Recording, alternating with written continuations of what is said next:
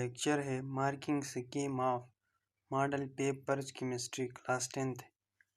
ये सब हम जानते हैं कि 2024 में होने वाले पेपर ऑल के पीके बोर्ड्स में ऑल पाकिस्तान में सेलुलोज बेस पर होते हैं। तो हम डिस्कस करते हैं कि सेलुलोज बेस क्या होता है, किस तरह का पेपर बनेगा। स्टूडेंट मोस्टली इसमें कंफ्यूज होते हैं कि हमारे साथ क्या होगा। तो हम आज आपको बताएंगे कि किस तरह पेपर आएगा। सबसे पहले हम सेक्शन ए को डिस्कस करते हैं। सेक्शन ए में 12 एमसीक्यूज होंगे। ये 12 एमसीक्यूज बिल्कुल कंसेप्चुअल आएंगे। कंसेप्चुअल सेलुलोज का मतलब है स्टूडेंट लर्निंग आउटकम्स। आपने कंसेप्चुअल स्टडी करना है। पहले तो ये होता था कि हम एक्सरसाइज के एमसीक्यूज को रट्टा लगा के जाते थे, वही आते थे। अभी एक्सरसाइज से एक एमसीक्यूज भी नहीं आता है। एक्सरसाइज के रिलेटेड आ सकता है, लेकिन एक्सरसाइज से एक भी एमसीक्यूज नहीं आएगा। आपको अपना कंसेप्ट क्लियर करना होगा। मिसाल के तौर पर इधर एमसीक्यूज नंबर 1 है, the reaction which proceed in both direction is called reversible reaction कहते हैं इसको। जो दोनों फॉरवर्ड और बैकवर्ड दोनों जा रही हो उसको क्या कहते हैं, रिवर्सिबल रिएक्शन। इसी तरह एमसीक्यूज नंबर 2 आप देख सकते हैं, pH value less than 7 indicate the solution is acidic. इस एमसीक्यूज को इस तरह भी पूछा जा सकता है, pH value has greater than 7 तो बेसिक ऑप्शन आएगा। अगर pH value has less than 14 indicate that solution is neutral. इसी तरह एमसीक्यू नंबर 3 है, which one of the following is simplest member of organic compound? Methane simplest organic compound है। MCQ number 4, in alkanes the carbon atoms are linked together by single covalent bond। MCQ number 5, what is the physical state of first 4 alkanes gases?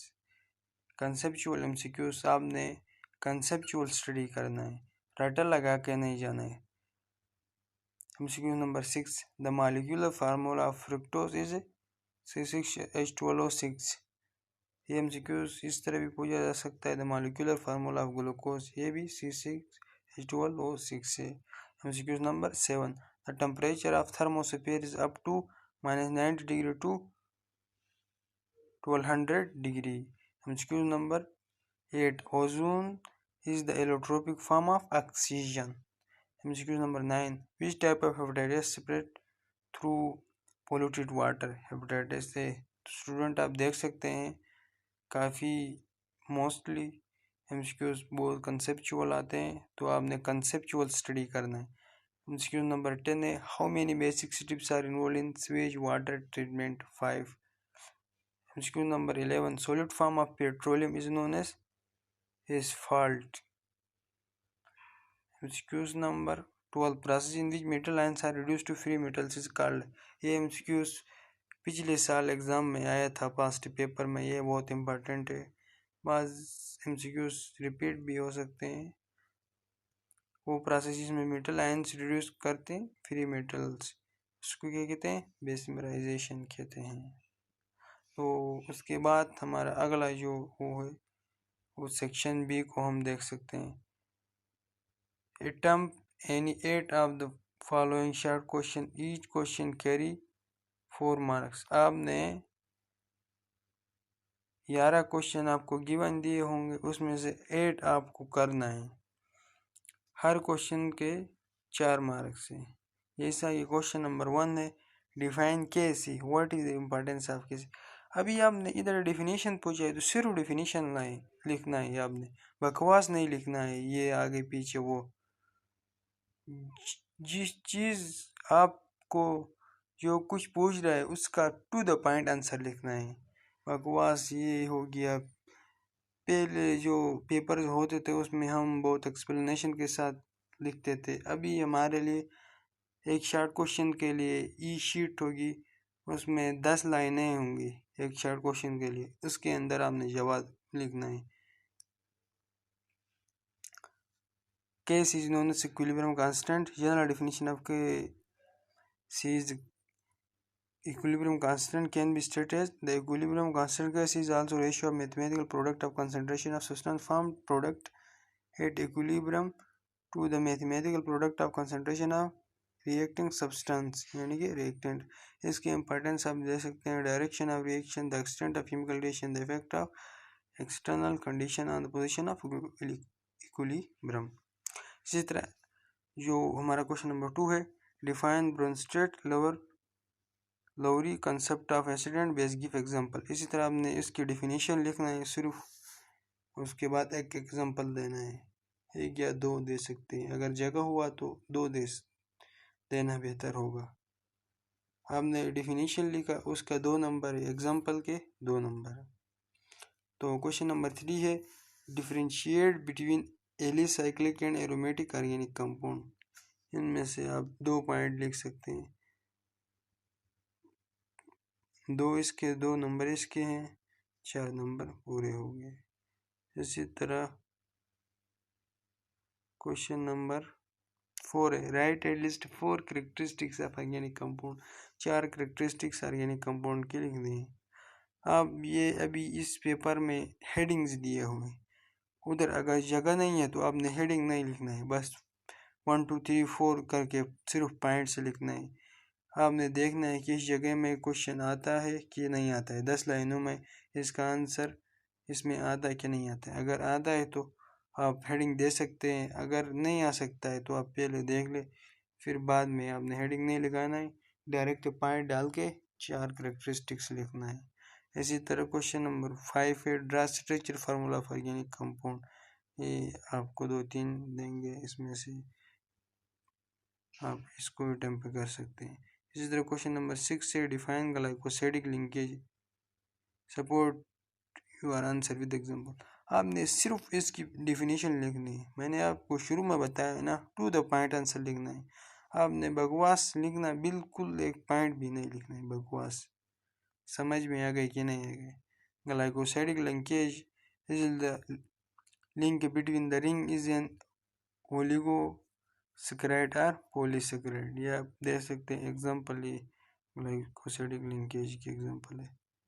इसी तरह question number 7 है, how many vitamins are include in vitamin B complex, list 3 deficiencies related to vitamin B. तो हम इसमें marking देख सकते हैं, marking scheme क्या है। विटामिन बी कॉम्प्लेक्स में क्या क्या आ सकता है। Vitamin B complex include complex of एक vitamin B1, B2, B3, B4, B5 and B6, biotin, folic acid and B12। इसका 1 नंबर है। डिफिशियंसी सिम्टम्स का क्या है, आपने 3 डिफिशियंसी लिखना है, skin disease, lips inflammation, anaemia. एक डिफिशियंसी आपने लिख लिया 1 नंबर। मिसाल के तौर पर आपको 2 डिफिशियंसी लिखा तो 2 नंबर इसके होगा, 1 नंबर ऊपर। ये विटामिन बी कॉम्प्लेक्स में कौन कौन से विटामिन बी इंक्लूड है उसका हो गया, 3 नंबर मिलेगा। अगर आपने ये तीसरा अनीमिया नहीं लिख लिया तो आपको 3 नंबर मिलेगा। अगर 4 पॉइंट, आपको 4 नंबर का क्वेश्चन है तो 4 पॉइंट से लिखना है बस। इसी तरह क्वेश्चन नंबर 7 में आप देख सकते हैं, 4 causes of ozone layer depletion. इसमें क्या है, causes of ozone layer depletion आप लिखेंगे हेडिंग में, उसके बाद आपने लिखना है ozone layer depletion due to nitrogen oxide. इसी तरह ozone layer depletion due to atomic oxygen या नेसेंट ऑक्सीजन। इसी तरह आप समझ गए होंगे।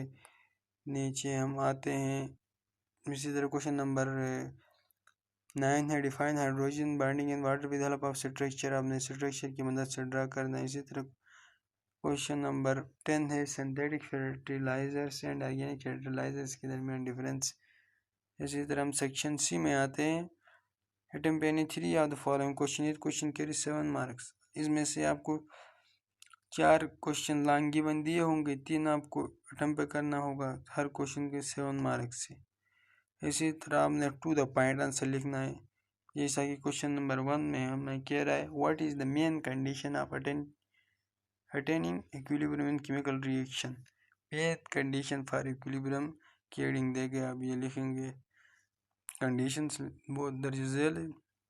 concentration of reactant and product, temperature of system, pressure of system, volume of system, catalyst used in system remain unchanged. 1 mark for each.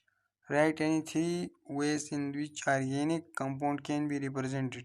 Molecular formula of propane in C3H6 is it condensed formula, dot and cross formula लिख सकते हैं। इसी तरह आपको इधर pH पूछ रहा है, calculate pH and pOH of 0.01। तो स्टूडेंट हम सारा डिस्कस नहीं कर सकते हैं कि लेक्चर ज़्यादा लंबा होगा, फिर देखने में दिक्कत आएगी। तो ये आप देख सकते हैं। लास्ट क्वेश्चन है डिफाइन पेप्टाइड लिंकेज, सिर्फ इसकी डिफिनेशन लिखो। एक एग्जांपल गिवन दो, आपके पक्के 4/4 नंबर है, अगर लॉन्ग है तो 7/7 नंबर देगा एग्जाम। तो मेरी आपसे रिक्वेस्ट ये है कि आपने टू द पॉइंट आंसर लिखना है, टाटा लगा के वो बड़ी लंबी चौड़ी बातें नहीं लिखनी है। तो मेरा लेक्चर आपको पसंद आया होगा स्टूडेंट्स, पसंद आया है तो लाइक करें, दोस्तों के साथ शेयर करें, ताकि आपके दोस्तों को पता चले कि पेपर